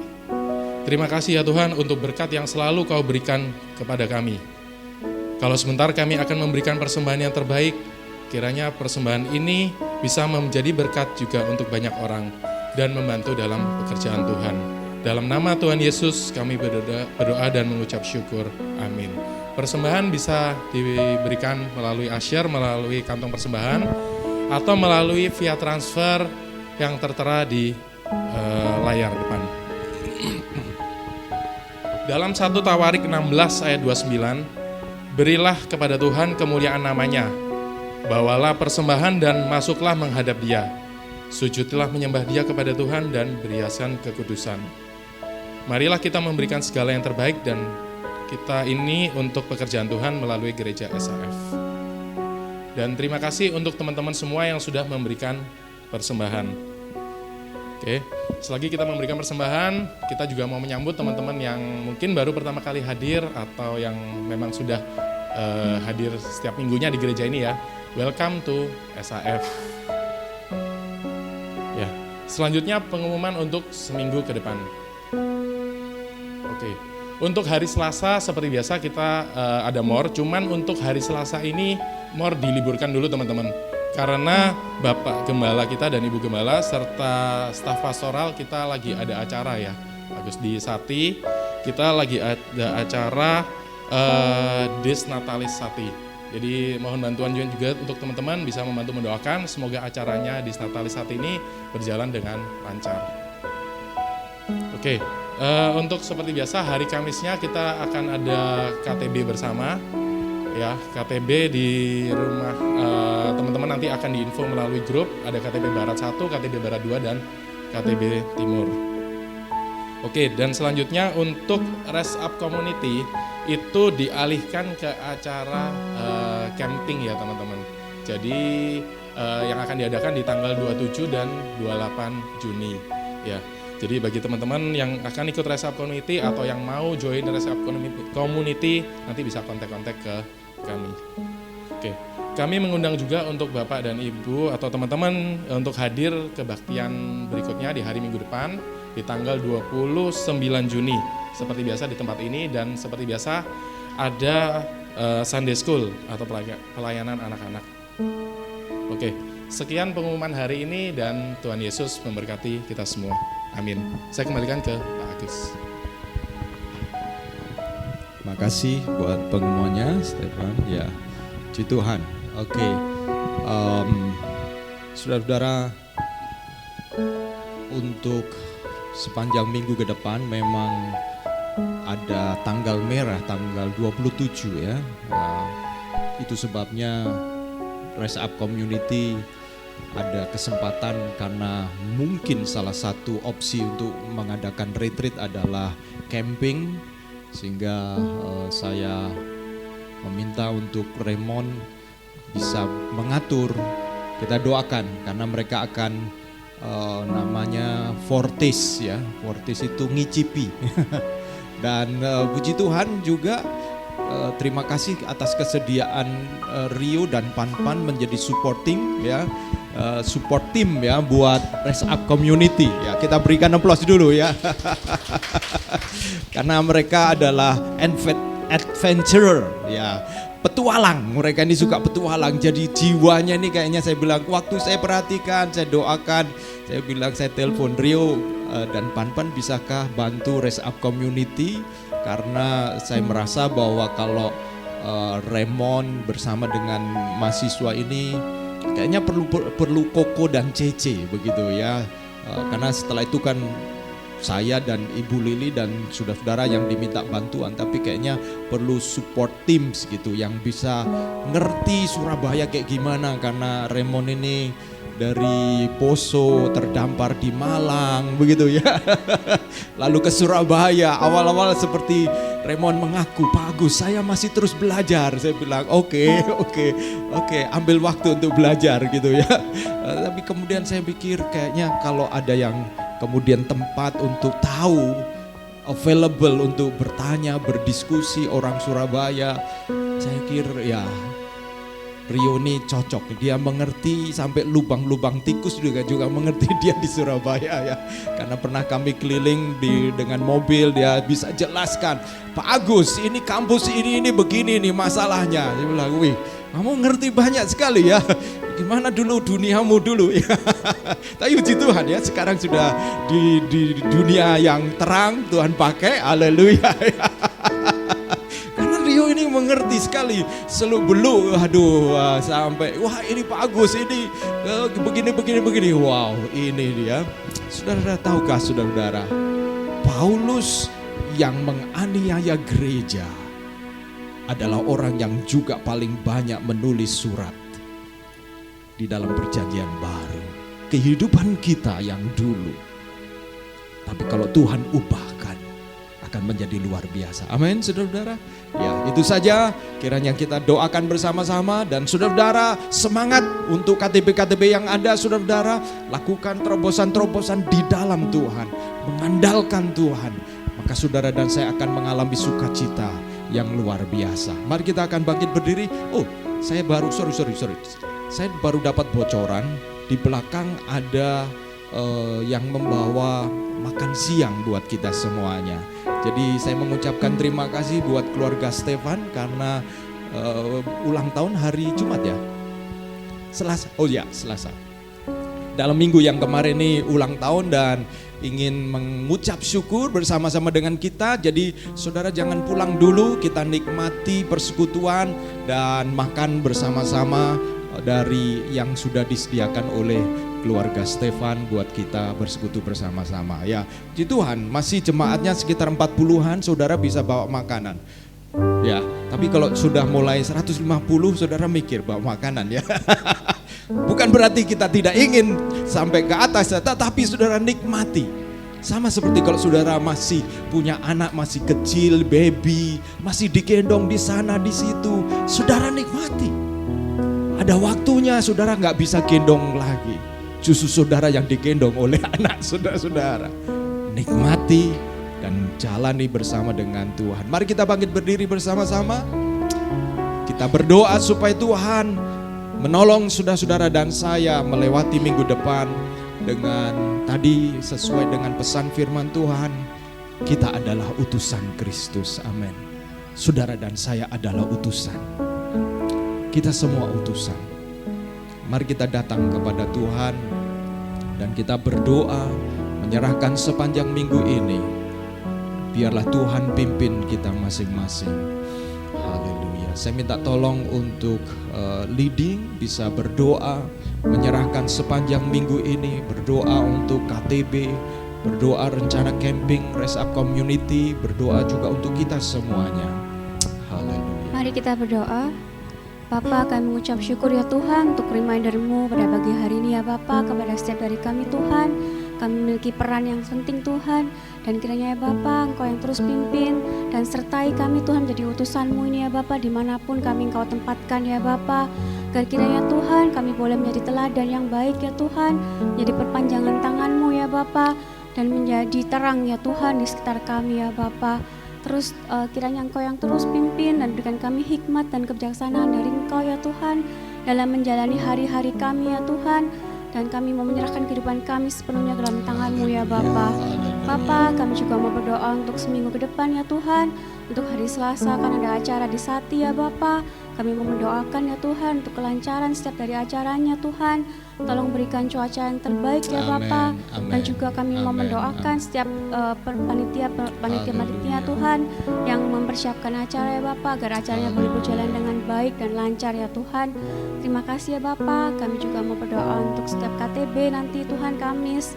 Bapa, Engkau juga yang sertai para pembawa firman ya Tuhan. Kiranya mempersiapkan benar-benar dari dalam hatinya ya Tuhan. Dan juga kami mau berdoa untuk para jemaat yang akan datang dan hadir di KTB nanti ya Bapa. Dan kami juga mau berdoa Tuhan untuk acara Rise Up Community tanggal 27-28 nanti. Bapa, Engkau yang terus sertai pada para panitia Tuhan dalam Amin. mempersiapkan detail-detailsnya Tuhan. Amin. Dan kami juga mau berdoa untuk lokasinya nanti ya Bapa, Ya, Tuhan. dan juga cuaca yang terbaik ya Tuhan, Haleluya. agar mereka boleh bonding dan fellowship di tempat itu dengan nyaman ya Tuhan. Amin. Dan kiranya ya Bapa, mereka boleh semakin dekat, semakin solid ya Tuhan. Para Amin, amin. Rise Up Community Tuhan, mereka boleh menjadi berkat Tuhan, dan mereka boleh menjadi dutamu ya Tuhan. Di sana ya Bapa, mengenalkan Engkau Tuhan kepada orang-orang yang mungkin belum mengenal Engkau ya Tuhan. Terima kasih ya Bapa, kami mau menyerahkan sepenuhnya Tuhan, dan juga pekerjaan kami, kehidupan keluarga kami, apapun Tuhan pergumulan kami saat ini ya Bapa, kami mau menyerahkan Tuhan dalam tangan-Mu saja Tuhan Yesus Kristus. Dan mungkin juga ada yang sedang sakit Tuhan, Oh, kiranya Bapa Engkau yang jamah ya Tuhan, Ya, Tuhan Engkau yang sembuhkan Yesus, ya Engkau Bapa. sembuhkan. Mungkin ada keluarga kami ataupun Haleluya, teman kami ataupun diri kami haleluya. sendiri Tuhan yang saat ini sedang sakit ya Bapa. Haleluya. Bapa, kami menyerahkan Tuhan diri kami dalam tangan-Mu saja Tuhan Yesus Amin, Kristus. amin. Kiranya Engkau yang terus menjadi andalan kami ya Tuhan. Hanya dalam nama-Mu saja ya Bapa. Haleluya. Amin. Saudaraku yang kekasih, angkatlah tanganmu dan terimalah berkat Tuhan. Tuhan menyinari engkau dengan wajahnya dan memberikan engkau kasih karunia. Ia menghadapkan wajahnya kepadamu dan memberikan engkau damai sejahtera, untuk engkau menjadi kuat di dalam Tuhan, sehingga diberkatilah hubungan-hubunganmu, diberkatilah keluargamu, diberkatilah rumah tanggamu, juga diberkatilah perjalananmu, pekerjaanmu. Bahkan ada berkat-berkat yang tertunda. Jangan berkecil hati, sebab Tuhan tidak pernah salah. Ketika itu terjadi, Tuhan sedang mengajar untuk engkau mengandalkan Dia. Bukan dengan kekuatanmu, tetapi bersama dengan Dia, supaya engkau benar-benar menjadi terang, memiliki kesaksian yang baru, dan biranya melalui pengalaman yang hidup, yang baru bersama dengan Tuhan, engkau dimampukan Tuhan untuk mengerti bahwa Tuhan tidak pernah sia-sia mengizinkan segala perkara, supaya pada akhirnya engkau berkemenangan di dalam Dia. Jadilah kuat di dalam Tuhan, supaya pada akhirnya engkau seperti pasukan yang bersama dengan Tuhan. Kiranya Roh Kudus turun atas setiap saudara dan saya, dan biarlah damai sejahtera Allah yang melampaui segala akal dari Allah Bapa menyertai saudara, dan Roh Kudus oleh karena penghiburan dan pertolongannya memampukan engkau, dan Yesus menyertai kasih-Nya selalu baru buat kita sampai Maranatha. Tuhan menjemput kita semuanya. Yang percaya katakan amin, amin, amin. Jadikan aku indah yang kau pandang mulia, Seturut karya-Mu di dalam hidupku. Ajarku berharap hanya kepadamu, tak akan setia kepadamu. Tuhan dan Tuhan, jadikan aku indah yang kau pandang mulia, seturut karya-Mu di dalam hidup. Ajarku amin, hanya kepadamu, tak ada setia, tak ada setia, tak ada setia kepadamu, Tuhan. Amin, amin, amin. Berikan salam satu dengan yang lain. Happy Sunday. Tuhan Yesus berkati kita semuanya.